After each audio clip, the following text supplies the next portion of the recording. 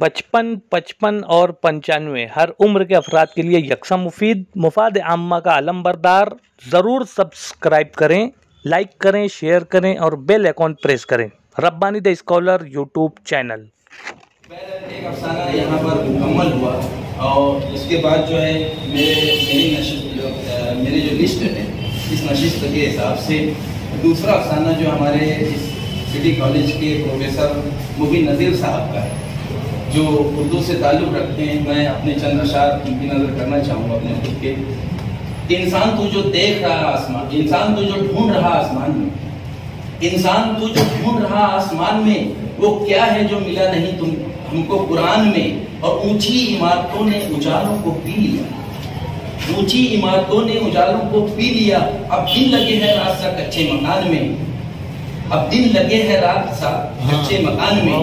اور اردو کی سرخروئی میں شامل ہے جس کا نام، اردو کی سرخروئی میں شامل ہے جس کا نام اقبال، میں بھی رہتا ہوں اس خاندان میں۔ آپ کے سامنے جناب پروفیسر مبین نذیر صاحب اپنا افسانہ مجذوب لے کر آپ کے سامنے پیش کر رہے ہیں، مجذوب عنوان ہے اس کا، اور آپ یہ سوچ کے رکھیے اسے اطمینان سے بغور سنیں تاکہ اس کے اوپر کوئی باتیں کی جا سکیں۔ تو آپ کے سامنے آ رہے ہیں سٹی کالج کے مشہور و معروف پروفیسر اور ہمارے محبان ادب کے رکن جناب پروفیسر مبین نذیر۔ اور شکریہ سر، صدر مجلس محترم خیال انصاری سر، استاد محترم ڈاکٹر الیاس وسیم صدیقی سر، سٹی کالج کے وائس پرنسپل ڈاکٹر شکیب احمد سر، سٹی کالج کی فزیکل ڈائریکٹر اور ڈائنامک پرسنالٹی پروفیسر رضوان خان سر۔ میں افسانہ پیش کرنے سے پہلے کچھ باتیں گوشہ گزار کرنا چاہوں گا آپ لوگوں سے کہ بظاہر رضوان خان سر کا تعلق فزیکل ایجوکیشن سے ہے اور شکیب سر کا تعلق کامرس سے ہے، لیکن ان کی باتوں سے آپ نے اندازہ لگایا ہوگا کہ اردو آج بھی ان کے خون میں جو ہے وہ گردش کرتی ہے۔ شکیب سر کے تعلق سے اگر میں کہوں تو وہ شاعر بھی ہیں، یہاں پر انہوں نے اس کا اظہار نہیں کیا، اور وہ اپنی شاعری کو توپ بندی کہتے ہیں۔ اور رضوان خان سر کا جو تعلق ہے ادبی، تعلیمی، مذہبی خانوادے سے ہے، اور سر جب بولتے ہیں رضوان خان سر تو بس دل یہ چاہتا ہے کہ سنتے ہیں۔ میں سر سے کئی مرتبہ کہہ بھی چکا ہوں اور واقعی میں آپ لوگ اس سے اتفاق کریں گے۔ اور یہاں پر یہ جو نشست ہو رہی ہے اس میں سب سے زیادہ تعاون بھی ڈاکٹر عارف انجم سر، شکیب سر اور رضوان خان سر کا رہا ہے۔ ان کی ہی ایما پر ان کی ہی محنت ہے، اردو سے ان کی محبت ہے کہ اگرچہ ان کا سبجیکٹ نہیں ہے، لوگ کہتے ہیں کہ بھئی جو اردو کی کھاتے ہیں اردو کے خلاف کرتے ہیں، تو یہ اردو سے اصل محبت ہے، اردو کی بقا کے لیے، اردو کی ترویج و اشاعت کے لیے۔ جو اردو زبان کے لوگ ہیں انہوں نے ایک بڑا قدم اٹھایا ہے۔ میں مبارکباد پیش کرتے ہوئے افسانے کا عنوان ہے مجذوب۔ ریٹائرمنٹ کے بعد والد صاحب خود کو مصروف رکھنے کے لیے چھوٹا موٹا کاروبار کیا کرتے تھے جو موسم کی مناسبت سے تبدیل ہوتا رہتا تھا۔ دسمبر کا مہینہ چل رہا تھا، سردی اپنے عروج پر تھی، اس کی مناسبت سے سردی کے لوازمات کی تجارت کا کام جاری تھا۔ اپنا کام ختم کرنے کے بعد میں وقتاً فوقتاً دکان پر ڈیوٹی دیا کرتا تھا۔ اگرچہ میں بہت کم وقت دکان پر ڈیوٹی دیتا تھا، لیکن اس کے باوجود طرح طرح کے گاہکوں سے سابقہ پڑتا۔ کوئی گاہک خوب مول بھاؤ کرنے کے بعد بھی سامان نہ خریدتا تو کوئی بغیر کسی لید و لال کے فوراً اپنی ضرورت کا سامان لے کر روانہ ہو جاتا۔ کبھی کوئی معذور آتا، اپنی بپتا سناتا اور دام کم کرنے کا مطالبہ کرتا۔ گداگر بھی آتے، اپنی مجبوری کا اظہار کرتے اور اپنی پسند کا سامان مناسب داموں پر لے جاتے۔ کچھ ایسے بھی ہوتے جو ڈھیر سارا سامان دیکھتے، کافی وقت ضائع کرتے اور چلے جاتے۔ ان کے جانے کے بعد معلوم ہوتا کہ وہ خالی ہاتھ نہیں گئے۔ سی سی ٹی وی کیمرہ میں بعض کی ہاتھ کی صفائی نظر آ جاتی تو کچھ اپنے اشرف المخلوقات ہونے کا مظاہرہ کرتے ہوئے کیمروں کو بھی مات دے دیا کرتے تھے۔ ایک رات سردی زیادہ ہونے کی وجہ سے میں دکان بند کرنے کی تیاری کر رہا تھا اسی وقت ایک خاتون جو بوسیدہ نقاب لگائے ہاتھ میں اساتذہ کی طرح چھڑی لیے گلی کوچوں میں پھرا کرتی تھی، جسے لوگ نیم پاگل کہا کرتے تھے، دکان پر آئی۔ اس خاتون کے متعلق کئی قصے مشہور تھے۔ تعلیمی حلقوں میں یہ چرچا تھی کہ وہ کسی اسکول میں معلمہ تھی، برسوں معمولی تنخواہ پر ملازمت کرنے اور ایک بڑی رقم دینے کے باوجود انتظامیہ کے افراد اس کی بجائے اپنے رشتہ داروں کو ملازمت پر مستقل کرتے رہے تو ٹینشن کی وجہ سے اس کی یہ حالت ہو گئی۔ اسی ادارے کے سیکریٹری صاحب، جن کے بارے میں کہا جاتا ہے کہ انہوں نے کئی مرتبہ اس کا حق مارا تھا، ایک موذی مرض کا شکار ہو کر پرلوک سدھارے۔ لوگوں کا کہنا تھا کہ یہ اسی کی ہائے تھی جو سیکریٹری صاحب کو لگی تھی۔ ایک دوسرے طبقے کے مطابق وہ ڈاکٹر تھی جو ایک صنعتکار گھرانے میں بھی آئی گئی تھی۔ اس کے شوہر نے یورپ کے کسی ملک سے قانون کی تعلیم حاصل کی تھی، خوشگوار زندگی گزر رہی تھی، لیکن شہر کے رواج کے مطابق وہ ہر جمعہ اور منگل کو اپنے میکے جانا چاہتی تھی۔ شوہر نے چند برسوں کے بعد ہفتے میں 2 دن میکے جانے کی اجازت دینے سے انکار کر دیا۔ اسی معمولی بات پر اس کا گھر ٹوٹ گیا اور یہ کیفیت ہو گئی۔ اس کا سابق شوہر بھی اپنا ذہنی توازن برقرار نہیں رکھ سکا۔ مذہبی حلقوں میں اس کی کہانی کچھ یوں بیان کی جاتی تھی کہ اس کا تعلق ایک مذہبی گھرانے سے تھا، والدین اور تمام بھائی بہن حافظ تھے، یہ بھی بہت مذہبی اور دیندار تھی۔ شادی کے بعد گھریلو ذمہ داریوں کی وجہ سے مذہبی امور میں وہ یکسوئی حاصل نہیں ہو سکے گی، ایسا اس کا خیال تھا۔ اسی وجہ سے اس نے ایک مدت تک شادی نہیں کی تھی۔ تمام بھائی بہنوں کی شادی کے ایک طویل عرصے بعد بھائی بہنوں نے بہت سمجھا بجھا کر اس کو شادی پر راضی کیا۔ وہ باطل ناخواستہ تیار ہو گئی۔ شادی کے بعد اس نے تمام ذمہ داریوں کو نبھایا۔ اسے جب بھی وقت ملتا وہ اپنے مذہبی امور کی ادائیگی میں منہمک ہو جاتی۔ مذہب میں اس کا اس درجہ انہماک شوہر اور اس کے سسرال والوں کو گرا گزرتا تھا۔ انہوں نے اسے باز رکھنے اور اس میں کمی کرنے کی کوشش کی، مگر وہ اپنی جگہ درست تھی۔ اس نے اپنی روش تبدیل نہیں کی۔ اس کو مختلف عاملوں کو دکھانے کی کوشش کی گئی جس کی اس نے شدت سے مخالفت کی۔ مختلف عاملوں نے اپنے اپنے طور سے اس کی کیفیت کی وجوہات بیان کی۔ عاملوں کی باتیں مرچ مسالے کے ساتھ سماج میں عام ہوتی چلی گئی۔ ان سب سے تنگ آ کر شوہر نے اسے میکے روانہ کر دیا اور دوسری شادی کر لی۔ اس کے بعد سے ہی وہ اس طرح کی کیفیت سے دوچار ہے۔ میکے والوں نے بہت علاج کرایا مگر کوئی افاقہ نہیں ہوا۔ واپسی کے بعد وہ اس کی تمام ضروریات کا خیال رکھتے تھے۔ غرض جتنے منہ اتنی باتیں کے مصداق اس طرح کے قصے اس کے متعلق کہے سنے جاتے تھے۔ اکثر بچے اور نوعمر لڑکے اسے تنگ کیا کرتے تھے، بلکہ کبھی کبھی تو بڑی عمر کے غیر سنجیدہ افراد بھی ان میں شامل ہو جاتے، لیکن وہ اللہ کی بندی کبھی کسی کو کچھ نہیں کہتے۔ ہاتھ میں لکڑی لیے ناک کی سیدھ میں چلتی چلی جاتی، لوگوں کی تلخ و ترش باتوں کو خاموشی سے سنتی، ان کی شرارتوں پر کسی رد عمل کا اظہار کیے بغیر اپنی راہ لیتی۔ اگر کوئی بہت زیادہ ہی تنگ کرتا تو راستے میں ہی بیٹھ کر رونے لگتی، اپنا رو دھو کر خاموش ہو جاتی اور پھر چل پڑتی۔ جب وہ دکان پر آئی تو میں نے دیکھا بوسیدہ اور ڈھیلا ڈھالا نقاب، سر کھلا ہوا، بکھرے ہوئے بال، بے رونق مگر پراسرار آنکھیں، جذبات سے عاری، سپاٹ لیکن شاداب چہرہ، رنگ نہ بہت زیادہ گورا نہ بہت کالا، ملاحت کیے ہوئے گندمی رنگت کہہ سکتے ہیں۔ ملاحت کے باوجود اس کے چہرے میں کشش اور جاذبیت تھی۔ عمر یہی کوئی 40-42 برس ہوگی۔ اس کا نام کسی کو معلوم نہ تھا۔ اس کے سر پر نقاب کے اوپر کی چھتری نہیں تھی، حالانکہ وہ ہر وقت سر ڈھانپ کر رکھتی تھی۔ مجھے سمجھنے میں دیر نہیں لگی کہ چھتری شریر لڑکوں کی شرارت کی نظر ہو گئی، سو اس نے بڑے پرانے دوپٹے کی مدد سے اپنے کانوں کو سردی سے بچانے کے لیے استعمال کیا تھا۔ چونکہ میں جلدی میں تھا، میں نے نہایت بے رخی سے پوچھا، کیا بات ہے؟ تو اس نے کان پٹی کی طرف اشارہ کیا، کیا چاہیے؟ میں نے پوچھا۔ اس نے گردن کو خفیف کی حرکت دی، ہاں یا نہ، منہ میں زبان نہیں ہے کیا؟ میں نے دانستاً کہا تاکہ اس کی شخصیت کی کچھ پرتیں کھل سکیں، کیونکہ میں نے کہیں پڑھا تھا کہ انسان اپنی زبان کے نیچے چھپا ہوا ہوتا ہے۔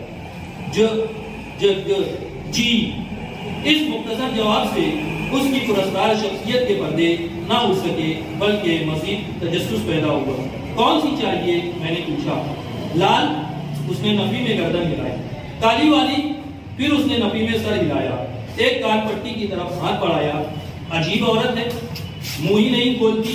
میں نے سوچا، میرا خیال تھا کہ یہ بیچاری تو قیمت دینے سے رہی، اس لیے اسے بلا قیمت ہی دینا پڑے گا۔ جب کان پٹی نکال کر دینے کے لیے مڑا تو اس کے سپاٹ چہرے پر ایک عجیب سی مسکراہٹ رقص کر رہی تھی، جس میں ہزار طرح کے رنگ تھے جسے میں کوئی نام نہ دے سکا۔ اس نے میرے ہاتھ سے کان پٹی لی، الٹ پلٹ کر دیکھا اور دوپٹے کے اوپر سے ہی لپیٹ لیا، اور پھر یہ کان پٹی اس کی شخصیت کا ایک جزو لاینفک بن گئی۔ برقعے میں ہونے کے بعد بھی چھتری کے اوپر سے کان پٹی باندھے رہتی تھی۔ اس نے دکان پر ایک نظر ڈالی، گویا ساری دکان کا جائزہ لے رہی ہو۔ اس کے بعد جیب سے چند سکے نکال کر ٹیبل پر رکھے اور چلی گئی۔ میں نے ان سکوں کو گنا، نہ نفع نہ نقصان۔ 15 دن کے بعد سردی مزید بڑھ گئی، کام اچھا چل رہا تھا۔ سورج غروب ہوتا تو لوگ باہر بھی اپنے گھروں میں مقید ہو جاتے۔ وہ دوبارہ آئی، وہی پہلے کی سی حالت۔ سردی کی زیادتی کے اثرات اس کے چہرے سے عیاں تھے۔ شادابی نہ دارت اس نے موزوں کا مطالبہ کیا۔ کام کی زیادتی کے باوجود میں نے اسے مختلف موزے دکھائے۔ اس نے ایک پسند کیا، کچھ سوچتی رہی اور پھر جیب سے مٹھی بھر ریزگاری نکال کر میرے حوالے کی اور چلی گئی۔ پچھلا واقعہ مجھے یاد تھا، میں نے پیسے گنے، نہ نفع نہ نقصان۔ میں سوچ میں پڑ گیا۔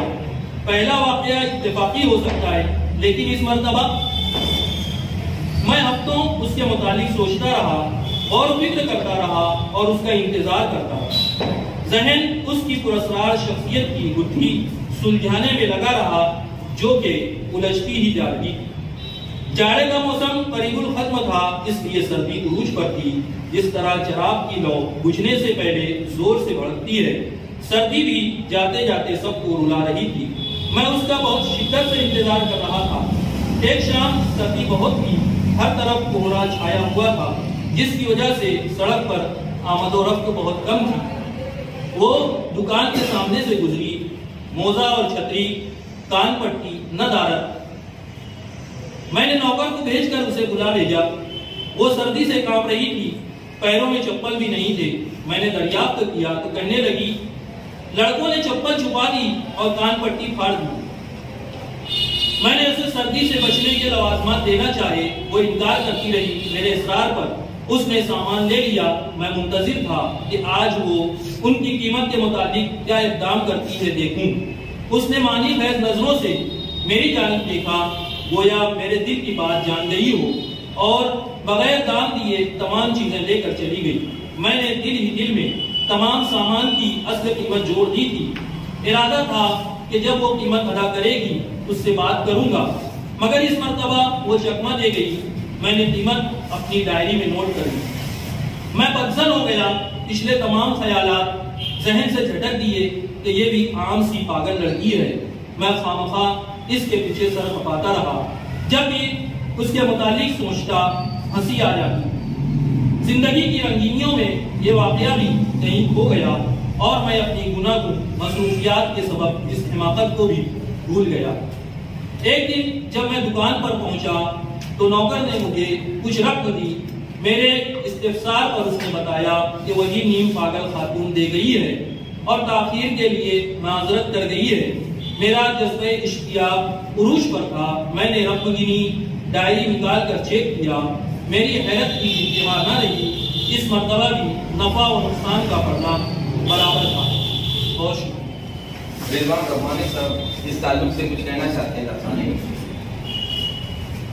سب سے پہلے تو امی کے دل سے مبارکباد ڈاکٹر مبین نذیر صاحب کو کہ ان کی جو پیشکش رہی وہ یقیناً دلوں میں اترتی چلی گئی، اور انہوں نے آج میں بول نہیں پا رہا ہوں، ایسا پیشکش کی ہے۔ میں نے ان کی اصل میں پہلی پیشکش دیکھی ہے उन्होंने अदारे नस्री अदब में जिस वक्त अपनी पहली पेशकश की थी और आज की जो पेशकश उनकी मैंने देखी है, यकीनन उसमें जमीन और आसमान का फर्क है। और इतनी जबरदस्त पेशकश पे मैं उनको दिल की अता गहराइयों से मुबारकबाद पेश करता हूँ। दूसरी बात ये कि उन्होंने जो अफसाना यहाँ पर पेश किया है, अफसाने मुझको बहुत कम समझते हैं, मैं पहले इसका इजहार कर देना जरूरी समझता हूँ। लेकिन यहाँ पर मोबिन नजीर साहब ने जिस अंदाज से पूरी कहानी को इस अफसाने में ढालने की कोशिश की है और बखूबी ढाला है, और उसमें उन्होंने जिन अल्फाज का इस्तेमाल किया है, मैं मजबूर हो गया, कलम निकाल कर मैंने अपने हाथों को लाल कर लिया और उसमें मैंने देखा कि मोबिन नजीर सर के जबान से निकलता है मलाहियत, मलाहत। मैंने उससे लिखा है मलाहत, ली तो लाल, सही तलफ्फुज, मुझसे तलफ्फुज की बेशुमार गलतियां होती है। मैं बैठा बैठा वही जांच रहा था कि मोबिन नजीर साहब वाकई में उर्दू जबान के इतने जबरदस्त तरीके से वो अल्फाज को यहाँ पर बरत रहे हैं कि मैं मुबारकबाद देने के लिए नाज़िम साहब से पहले ही यहाँ पे चला है, ये मैं अपने कदमों को रोक नहीं पाया। उसके अलावा रेजगारी, हम बारहा ये ऐसे अल्फाज सुनते हैं और आप यहाँ पर बड़े बड़े उदबा और अपने अदीब और हमारे असातिज़े इकराम बैठे हुए, इनके सामने मतलब मुझे मगर फख्र महसूस हो रहा है। मैं हमारे अपने दोस्त को, मेरा अजीज दोस्त है मोबिन नजीर, डॉक्टर मोबिन नजीर, मैं मुबारकबाद पेश करता हूँ बादिल नाखास्ता और रेजगारी, मानी हैज, चकमा, बदजन, उसके अलावा खामखा, इस्तिफसार, ये सारे अल्फाज जो है ना, यकीनन एक के बाद एक उसकी जबान से और जो पेशकश रही है ना, मैं फिर से हाज़रीन कराम, जिन्हें कोई अफसाना नहीं समझता, उन्होंने बेहतरीन अफसाना अभी आपने रिजवान रब्बानी साहब ने पेश किया। वाकई ये जो बातें थी हमारे दिलों में थी, लेकिन आपने पेश की, इसको काफी अच्छे पैमाने पर ये अफसाना। और मैं समझता हूँ उसके अंदर चाय का भी कोई खास रूल रहा, क्योंकि चाय पीने के बाद सुनी भी गई और पढ़ी भी गई ये कहानी।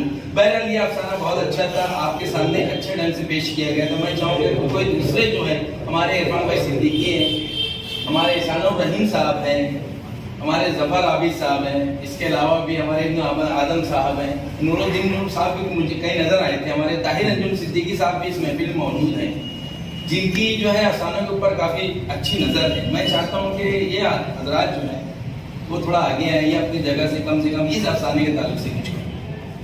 अस्सलाम वालेकुम। सबसे पहले तो मैं प्रोफेसर मोबिन साहब का बहुत बहुत शुक्रिया अदा करता हूँ कि उनके तवज्जुह से मैं इस नशिस्त में शामिल हूँ। दरअसल गुज़िश्ता एक साल से हम लोगों के दरमियान ये बातें हो रही है कि मालेगांव की महफिल में मुझे शिरकत करनी है, लेकिन आज मौका नसीब हुआ है। और अल्हम्दुलिल्लाह जब मैं यहाँ आया तो यहाँ का माहौल देखकर मुझे बहुत खुशी हुई। सबसे पहले ये बता दूँ कि जिस तरह हो सकता है आप लोगों को मेरा चेहरा अजनबी लग रहा है, उसी तरह जब मैं यहाँ पर आया तो मुझे यहाँ पर सिर्फ दो ही शनासा चेहरे थे, एक प्रोफेसर मोबिन साहब का और एक हमारे अजीज डॉक्टर इलियास वसीम सिद्दीकी साहब का। मेरा ताल्लुक भिवंडी से, लेकिन मालेगांव से आप ये कह लीजिएगा कि तलबी लगाओ, अपने काम के सिलसिले में महीने 2 महीने पर मैं यहाँ आता ही रहता हूँ। और जब मैं हॉल में दाखिल हुआ और जब मेरी नज़र 161वीं नशिस्त पर पड़ी तो दिमाग में कैलकुलेशन चालू हो गया। आम तौर पर नशिस्तें जो होती हैं वो महीने में एक बार होती है, आई थिंक जी। तो मैं कैलकुलेशन करा और फिर मैंने ये अंदाज़ा लगाया कि अगर 161वीं नशिस्त है तो कम से कम इसको 18 से 20 साल लगे होंगे। वजह ये है कि कभी कभी ऐसा होता है कि पाबंदी के साथ महफिल नहीं होती, कुछ नागुरेज हालात आ जाते हैं जिसकी वजह से महफिल नहीं हो पाती। और मैं अंजुमन मुहिब्बान अदब और सिटी कॉलेज, क्योंकि मुझे अभी यहाँ पर आया तो पता चला सिटी कॉलेज में ये पहली मरतबा हो रही है नशिस्त, और यहाँ के जो प्रोफेसर हजरात हैं उन्होंने जो अपने जज्बात का इजहार किया, इनकी मोहब्बत देखी, बहुत ज़्यादा खुशी और मालेगांव के ताल्लुक से तो मुझको मालूम है ये मोहब्बतों का शहर है। ये देखिए दो चीज है, यहाँ पे कई वाकयात मेरे साथ ऐसे हुए हैं। मैं आपको एक बहुत सादा बात बता देता हूँ कि मालेगांव में मेरी रिश्तेदारी बहुत है, लेकिन मेरे जो दोस्त हैं मुझे ऐसा लगता है कि वो मेरे रिश्तेदारों से बढ़कर है। जो जब मैं आता हूँ वो अपने तमाम काम छोड़कर मेरे साथ लग जाते हैं। और जैसे कि मैंने कहा कि मैंने वादा किया था वो आज 1 साल का वो आज पूरा हुआ है। और मैं इंशाल्लाह कोशिश करूंगा कि अगर शनिचर का दिन रहा तो इंशाल्लाह इसके बाद जब भी मुझको मौका मिला इस तरह की नशिस्तों में मैं शिरकत जरूर करूंगा। शायरी करते हैं मोहतरम मेरी अच्छी तो नहीं तो जरूर है। मुबीन नज़ीर साहब का ये तो मैं तो डर रहा हूँ एक बार बल्कि साहब मैं सोच रहा हूँ कि मैं क्या कहूँ इस सिलसिले में, लेकिन एक बात का थोड़ा सा अफसोस का इजहार जरूर करूँगा कि यहाँ पर बहुत सी ऐसी शख्सियात मौजूद हैं जो बोलती भी खूब हैं और बोलना भी चाहिए उनको, लेकिन पता नहीं कि वो लोग आगे नहीं आते। आना चाहिए।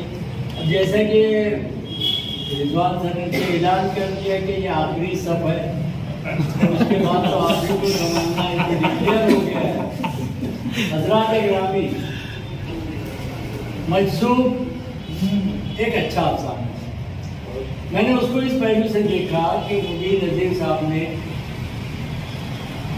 उस खातून के किरदार को किस तरीके से पेश किया और कैसे बुना है। मजसूब होने का 3 सबूत तो उनको मिल ही गया, बदले को उससे दुआ नहीं ले सके, लेकिन यह है कि मजसूबियत उन्होंने साबित की। एक अजीब सोच थी उनकी जो उन्होंने कहानी में बयान की है कि इस तरीके की भाई कोई शख्स आता है और बराबर जो कुव्वतें सिर्फ एक ही शख्स को मालूम रहता है कि उसकी कुव्वतें खरीद क्या है, वो उसका होलसेलर होता है। मैं समझता हूँ वो उसकी होलसेलर रही होगी जिसको सारी चीज़ों की कीमत मालूम है। बहरहाल अगर होलसेलर नहीं थी तो मजसूब थी।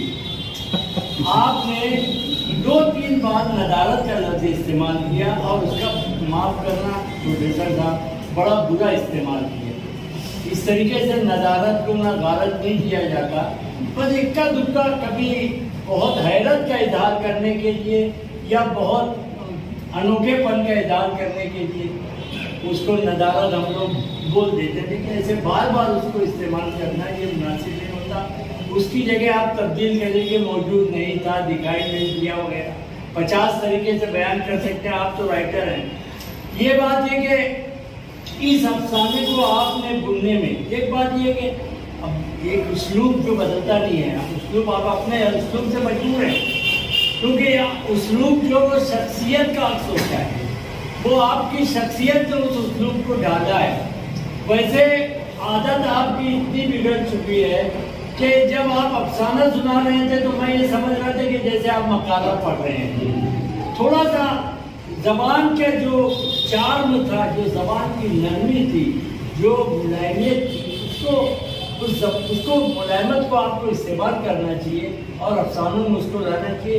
ये जबान जो आपने इस्तेमाल की है ये मकालों के लिए मुनासिब है, तो उसको उस तरफ चलने दीजिए। और यहाँ आप कहीं पर भी आपका लहजा नहीं बदलता, हमेशा यकसा तरीके से जैसे एक सतह पर चलता है, कहानी एक सतह पर चलती जाती है। अप्स एंड डाउन्स उसमें बहुत महसूस नहीं होते। बहरहाल ये कि मुझे जो चंद बातें जहन में आई वो मैंने आपके गोश गुजार की। मैं गोश गुजार पर देर नहीं लगाता, आमतौर पर गोश गुजार कर देता हूँ। ये इकबाल साहब का इंतज़ार है मुझे, क्या वो का तजिया मैं सुनूंगा। मैं आपको मुबारकबाद देता हूँ और इसकी कोशिश आप करें। मैं दुआ दे सकता हूँ इस मामले में, मदद नहीं कर सकता कि आप इससे बहुत अच्छा अफसाना लिख सकते हैं, ये मुझे पूरा यकीन है और ऐसी ख्वाहिश और तमन्ना और उम्मीद मैं आपसे रखता हूँ।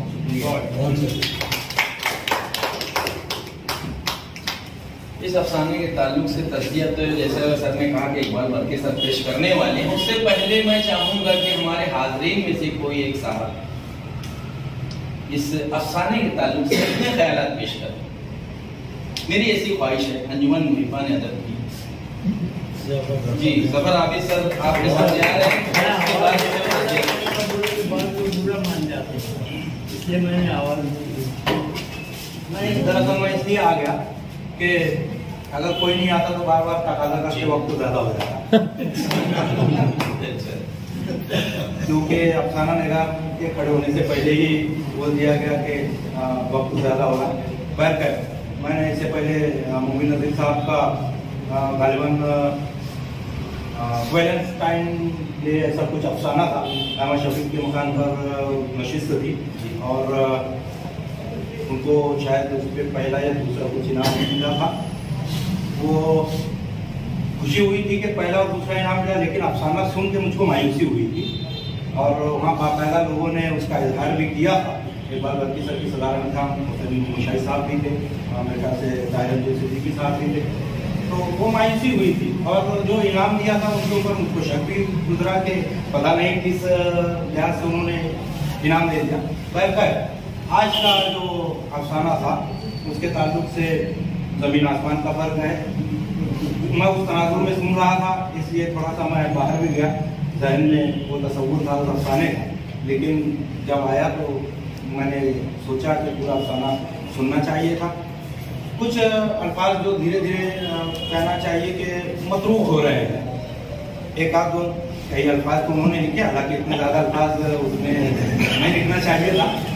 आप भी अच्छे कारी हैं, पढ़ते होंगे, तो एक आध दो लफ्ज़ ऐसे हैं जो मौजूदा दौर के लोग वो उसका इस्तेमाल नहीं करते। आपने उसका इस्तेमाल किया, बहुत बेहतर तरीके से इस्तेमाल किया, और जितनी भी बारीकियाँ हैं इजाज़त में बता दी। बहरकैफ बेहतरीन अफसाने के लिए मैं आपको मुबारकबाद पेश करता हूँ, और आइंदा जब भी आपका कलमकारान में नाम रहेगा, मेरी ख्वाहिश रहेगी कि मैं आपको आकर सुनूँ। क्या हुआ?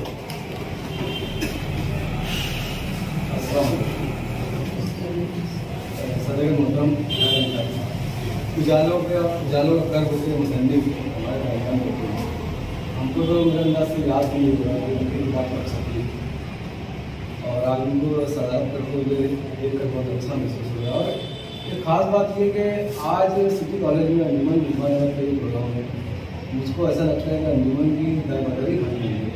कभी अहमद शफीक के घर में, कभी जानते होता है, और कभी बेहतर नगर में, कभी इसका सवाल की ये यादें मतलब इसका सवाल नहीं पता। अब इंशाल्लाह यहाँ से एक उसको एक घर मिल गया है, एक साया मिल गया। मुबीन नज़ीर साहब ने जो अफसाना पेश किया है, मैंने उनसे कई अफसाने पढ़े हैं, कई अफसाने सुने हैं, उनमें से ये काफ़ी बेहतर अफसाने है, किरदार का अफसाना है, और उन्होंने किरदार निगारी को मतलब कई एंगल से उन्होंने पेश किया उस किरदार को। मुझको उसका क्लाइमेक्स पर एतराज़ इसमें कि उन्होंने जो जुमला इस्तेमाल किया वो उनको वही जुमला इस्तेमाल करना था जो उन्होंने बकिया मतलब अव्वल मतलब उन्होंने वही जुमला होता तो बहुत अच्छा होता है। मुझको उम्मीद थी कि वही जुमला होगा, लेकिन उन्होंने जुमला तब्दील कर दिया। अगर मैं सही हूँ तो आप तब्दील कर दो, और अगर मैं गलत हूँ तो रख दें। और मुबीन नज़ीर साहब का जो पढ़ने का अंदाज है, यकीनन वो एक मजमून की तरह पढ़ते चले जाते हैं, उतार चढ़ाव कहीं नहीं होता, एक सपाट लहजा होता है, उनको बदलना चाहिए।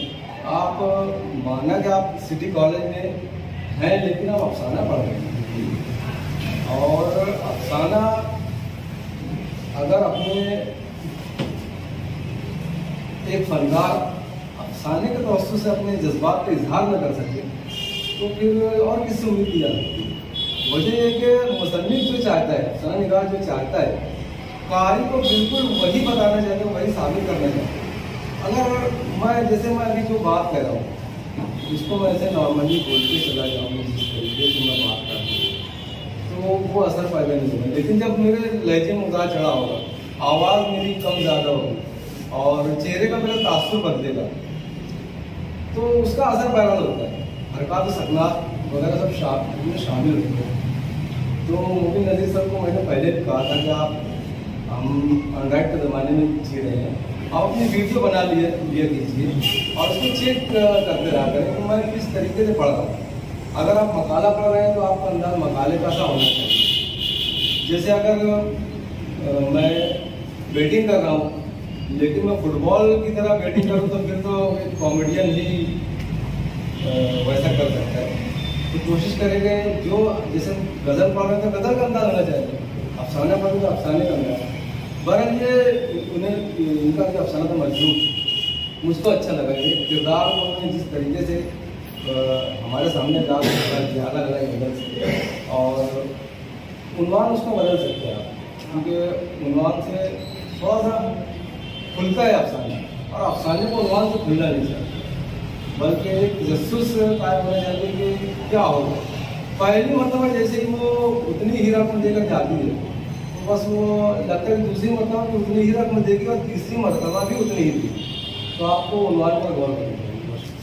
अब इस महफिल में नूर फैलाने के लिए हमारे नूरुद्दीन नूर सर यहाँ पर तशरीफ ला चुके हैं और आपके सामने वो भी इस अफसाने के ताल्लुक से कुछ कहना चाहते हैं। नूरुद्दीन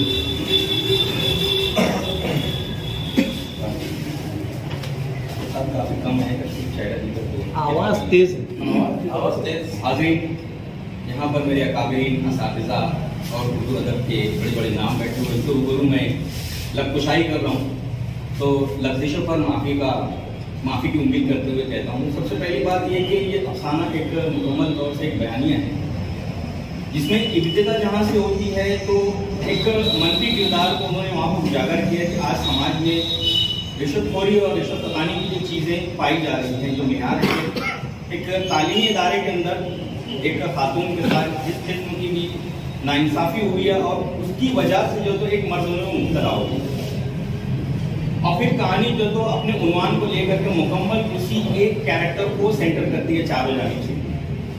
और यूँ इस तरीके से अगर मैं देखूँ तो मुझे ये एक मोनोलॉग नज़र आता है जिसमें कि एक ही किरदार को जो तो मुकम्मल तौर से पूरा का पूरा अहाता करने की कोशिश की गई है। बैरकर किरदार निगारी बड़ी अच्छी है, किरदार का तारुफ और उसको पेश जो किया गया है वो काफ़ी खूबसूरत अंदाज में बताया गया, लेकिन कंफ्यूजन मेरे दिमाग में ये पैदा हो रहा है कि असल मुद्दा क्या था। जैसे हमारे कलमकार फाजिल कलमकार किस चीज़ को सही तरीके से वाज़ेह करना चाहते हैं, वो थोड़ा सा मुझे मेरे जहन में इब्हाम सा नजर आ रहा है कि अगर वो स्टार्ट में जो था कि वो जो चेयरमैन थे, जो भी जिस शख्स ने जो तो उस खातून के साथ ज्यादती की थी वो तो अपने अंजाम को पहुंच गई, तो देखा जाए तो एक ख्याल वो होता है जो खत्म हो गया। उसके बाद एक दूसरा ख्याल वहां से शुरू होता है कि जो मरकजी किरदार है उसके जो भी हालात हैं उन मुकम्मल हालात को जो तो उसमें कलमबंद कर दिया गया। अब ये चीज तो हो गई, लेकिन एक चीज ये भी समझ में आती है कि अगर कोई शख्स क्या नींद पागल जो है तो क्या वो मजदूब हो जाता है। अगर वो मजदूब होता है तो लफ्ज मजदूब जो है तो एक ऐसा लफ्ज है जो डायरेक्टली जिसका रूहानी कनेक्शन जो है तो अल्लाह सुब्हानहू व तआला की जात से होता है, वो मजदूब होता है। तो क्या किसी एक नाइंसाफी की वजह से क्या कोई इंसान उस मकाम तक पहुंच जाता है, या किसी के साथ अगर जिंदगी में कोई ऐसा वाकया पेश आ जाए तो क्या वो मजदूब बन जाता है। बहरकैफ जो था तो मुकम्मल मुझे ये समझ में आया कि उस खातून के साथ जो नाइंसाफी और समाज में फैली हुई जो बुराई है असल मुद्दा उसको उजागर करना था, और बाकी चीज़ें जो तो उसको सेंटर कर रही थी। बड़ी माजरत के साथ कहना चाहूँगा सर कि इख्तितामिया जो तो मतलब कनेक्टेड नज़र नहीं आ रही है। जहाँ से आपने आगाज़ किया और जहाँ इख्तिताम हुआ तो एक अधूरापन सा मुझे लग रहा है। शायद ये ऐसा है कि तवील कहानी दास्तान टाइप को बन सकती है सर, उसको अगर आगे और बढ़ाया जाए तो इसमें कई और किरदार आ सकते हैं, लेकिन एक इक़्तिबास सा मुझे लगा। बहरकैफ पिछली तहरीरों से अच्छा था, और बाकी ज़बान व बयान और मुख्तलिफ चीज़ों पर तो काफ़ी तबसरे हो चुके हैं। जितना मेरे जहन में आया मैंने आपके ऊपर पेश कर दिया। बहुत काफ़ी बड़ी जुर्रत का काम है आके कहते हाल सबके सामने पेश करना जो अपने को नहीं समझाया समझे। बहरहाल इसके ताल्लुक से हमारे हारून अख्तर साहब जो है अंजुमन मुहिबान अदब के सब वो भी कुछ कहना चाहेंगे, शायद इसी बात को आगे बढ़ाएं या उनका जवाब दें, या हो सकता है वो अपने ख्याल पेश करें।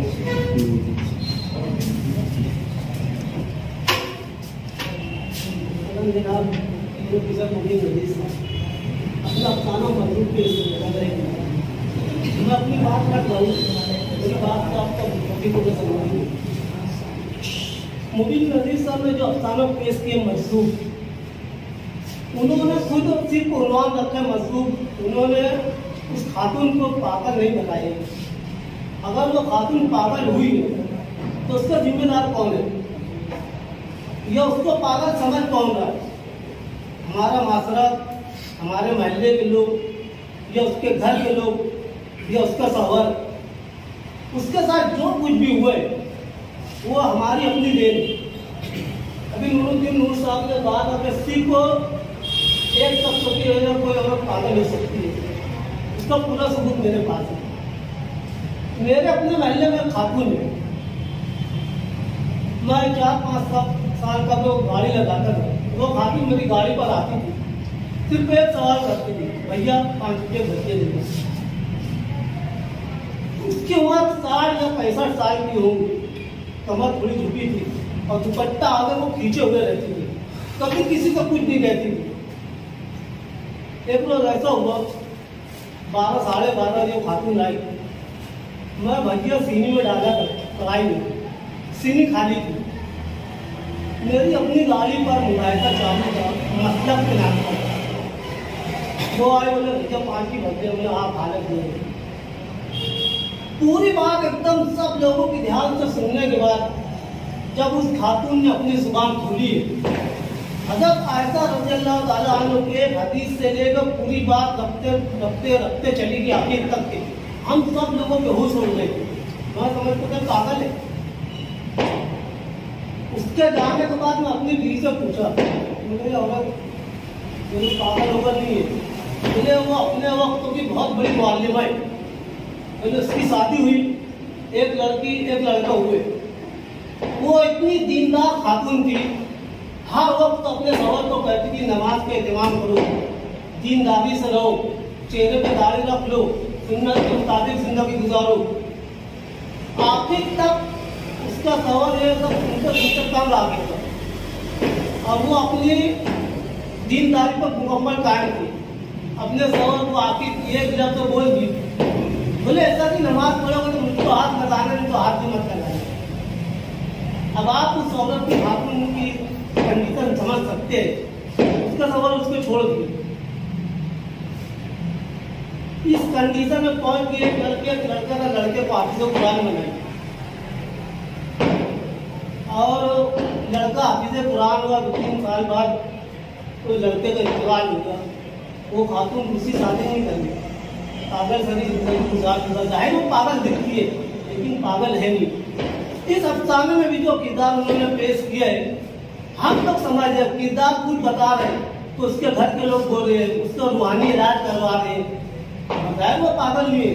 कलम का रास्ता बताते हैं, गाड़ी की उंगली पकड़ कर मंजिल तक नहीं ले आता। बहुत कुछ हमें सोचना पड़ता है। मैं मुबीन नज़ीर साहब को मुबारकबाद। हकीकत ये है कि बोल के हम लोग समझ रहे हैं ये सब एक मेरा ऐसा जाती ख्याल है, आप सबका कहना बजा, लेकिन उन्वान उन्होंने इस तरीके से रखा है कि आदमी खुद ब खुद उसका जहन जो है उसको पागल समझने के मजबूर। तो ये हमारा कसूर नहीं है, वो उन्वान का कसूर है कि हम उसको पागल समझ रहे हैं। सबकी बात से मुताबिक दरअसल अफसाने का जो उन्वान है वो अफसाने की हकीकत के असर किया है।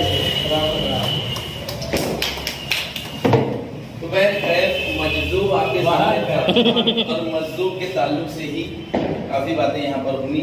निचोड़ जो है वो तो बहरकैफ हमारे इकबाल बरकी सर यहाँ पर उसका तजज़िया पेश करेंगे। तो बात चल रही थी कि हमारे प्रोफेसर मुबीन नज़ीर सर जो है वो अंदाज वगैरह जो है वो कुछ हम जैसे ड्रामे वालों से सीखें ताकि अफसाना किस तरीके से बढ़ता जाता है उसमें फर्क आ जाए। जैसे राहत इंदौरी साहब के लिए उनका कैसा भी शेर हो वो क्यों चल गया, क्योंकि उनका अंदाज ऐसा था। बहरहाल मैं राहत इंदौरी साहब के शेर से, उनके अंदाज से मैं चाहूंगा कि हमारे इकबाल बरकी सर आए। ये राहत इंदौरी साहब कहते हैं लाल पीले कई रंगों के अलम आएंगे, लाल पीले कई रंगों के अलम आएंगे, फिर उसके बाद ये होगा कि हम आएंगे। तो ये हम जो है वो इकबाल बरकी सर है, वो आपके सामने मजदूब के ताल्लुक से जो है उसका तज़किया पेश कर रहे हैं। जनाब इकबाल रब्बानी दी स्कॉलर यूट्यूब चैनल इल्मी, अदबी, दीनी, मिली, समाजी, सकाफती, तहजीबी, फलाही, तिब्बी, फ़न्नी, माशी, तिजारती, माशरती, इंतज़ामी, इनकलाबी, तहरीकी, तहकीकी, तकनीकी, तफ्तीशी, तामीरी, तालीमी व मालूमाती यूट्यूब चैनल ज़रूर सब्सक्राइब करें, लाइक करें, शेयर करें और बेल आइकॉन प्रेस करें। रब्बानी दी स्कॉलर यूट्यूब चैनल।